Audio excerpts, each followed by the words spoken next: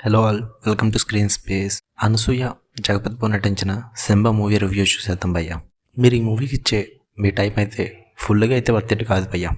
Concept and story line, few parts narration ఇవే బాగున్నాయి, ఉన్నదంతా నాట్ వర్తిట్.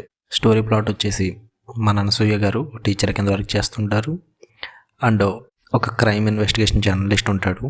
వీళ్ళిద్దరూ ఒక 2 మర్డర్ కేసుల్లో ఇరుక్కుంటారు. వాళ్ళని పోలీసులు అరెస్ట్ చేస్తారు.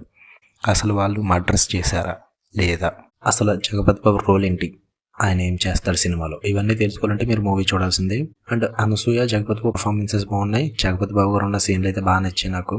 స్టోరీ ప్లాట్ బాగుంటే సరిపోదు భయ్య. ఎగ్జిక్యూషన్, నరేషన్, స్క్రీన్ ప్లే ఇవి 3 గ్రిప్పింగ్గా ఉంటేనే ఇలాంటి సినిమాలు హిట్ అవుతాయి. ఈ సినిమాలో అవే మైనస్, బిగ్గెస్ట్ మైనస్. నాకు అవే నచ్చలేదు, అందుకే నాట్ వర్త్ ఇట్ అంటున్నా. But concept and story line was super. And మీకు ఫుల్ రివ్యూ కావాలంటే కింద రిలేటెడ్ సెక్షన్లో వీడియో ఉంది, వెళ్ళి చూసేయండి.